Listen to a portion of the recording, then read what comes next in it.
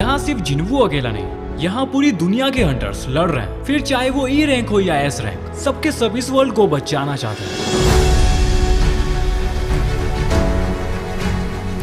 तो ये बात नॉर्मा सेलर डेविड से कह रही होती है, जबकि जिन्वू उस आइलैंड पर एंटारिस के साथ लड़ रहा होता है, जहाँ हम देखते हैं कि बेलियन ने अपनी स्वॉर्ड से एंटारिस का मुंह बंद कर रखा होता है। एंड तभी जिन्वू के जाइंट्स एंटारिस का गला पकड़कर उसे जमीन पर लेटा देते हैं और टस्क बाबा अपनी आइस मैजिक से उस पर अटैक करते हैं। देन एक के बाद एक ऐसे ही सारे शैडो सोल्जर्स एंटारिस पर हमला कर रहे होते हैं, जो देखकर जिन्वू खुश था कि सारे अपना हाथ एंटारिस पर साफ कर रहे हैं। बट दूसरी तरफ एंटारिस वो तो हंस रहा होता है। तभी वो अपनी आंख खोलता है और सभी को घूरने लगता है एंड वो कहता है, मुझ पर और ज्यादा अटैक करो, मुझे मजा आ रहा है। एंड ये सुनकर जिन्वू के होश उड़ जाते हैं और तभी एंटारिस ड्रैगन फियर का यूज करता है एंड कहता है, ये है ओरिजिनल ड्रैगन फियर। अगर मैं तुम्हें सच कहूँ तो ये ड्रैगन फियर जिन्वू वाले से भी ज्यादा पावरफुल था, क्योंकि इस ड्रैगन फियर से जिन्वू के सारे शैडो सोल्जर्स एक जगह रुक जाते हैं, जबकि जिन्वू भी इसे नहीं संभाल पा रहा होता है और कहता है, तो ये है ड्रैगन किंग की रोर। एंड इसी वजह से जिन्वू अपने शैडो सोल्जर्स को कंट्रोल नहीं कर पा रहा था, जिस वजह से जिन्वू अपने सारे शैडो सोल्जर्स को वापस बुला लेता है, अपने पैरों पर खड़ा हो जाता है और जिन्वू पर एक फायर अटैक करता है, जिससे जिन्वू इजीली डॉज कर लेता है क्योंकि वो काइजल पर होता है। बट उस अटैक का इम्पैक्ट इतना पावरफुल था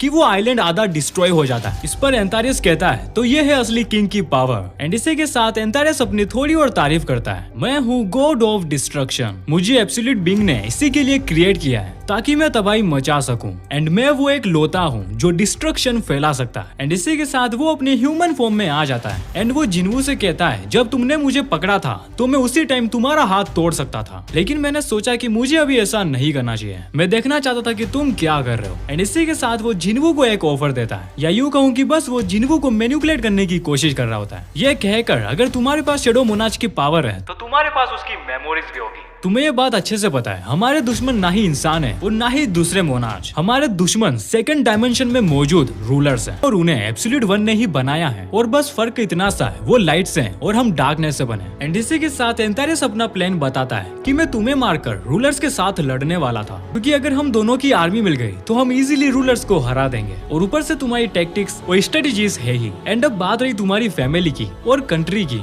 या यूं कहूँ कि मैं पूरे अर्थ को ही छोड़कर यहाँ से चला जाऊंगा। और इसी के साथ वो अपना हाथ जिन्वू की तरफ बढ़ाता है और कहता है, बस तुम्हें इसे पकड़ना है। बट जिन्वू को लगता है कि मैं तुम्हारी बातों पर यकीन कर लूंगा, तुम्हारी आंखों में साफ दिख रहा है कि तुम मुझे मारना चाहते हो। एंड ये बात सुनकर एंटारिस हंसने लगता है और कहता है, तुम वाकई में काफी होशियार हो, तो अब तैयार रहो शैडो मोनाच मरने के लिए। एंड एक अजीब सा चेहरा बनाता है, एंड अगर ऐसा चेहरा मैं बनाऊं तो तुम मुझे गांडू कहोगे। और इसी के साथ एंटारिस अपने ड्रैगन फॉर्म में आ जाता है एंड जिन्वू पर एक अटैक भी करता है, जिससे जिन्वू डॉज करते हुए काइजल पर बैठ जाता है, जो देख एंटारिस अपने मुंह से फिर से फायर अटैक करता है। लेकिन एंटारिस अपने मुंह से फायर अटैक करता उससे पहले जिन्वू काइजल से कहता है, इसके मुंह के पास ले चलो। एंड ऐसे जिन्वू एंटारिस के मुंह से लेकर नीचे तक कट मारते हुए जाता है। बट यहाँ जिन्वू का डेगर एंटारिस की स्किन में घुस ही नहीं पा रहा था, क्योंकि एंटारिस के स्केल्स काफी हार्ड थे। एंड जिन्वू के साथ ऐसा होता हुआ देख एंटारिस कैसे चुप रह सकता है। एंड दूर चलो। और ऐसे जिन्वू को दूर जाते हुए देख एंटारिस ड्रैगन फियर का यूज करता है, जिससे काइजल एक जगह स्टॉप हो जाता है। एंड फिर एक अजीब चीज होती है, काइजल अपनी ही पूंछ से जिन्वू को पकड़कर नीचे फेंक देता है, जिस पर जिन्वू कहता है, काइजल तुम ये क्या कर रहे हो।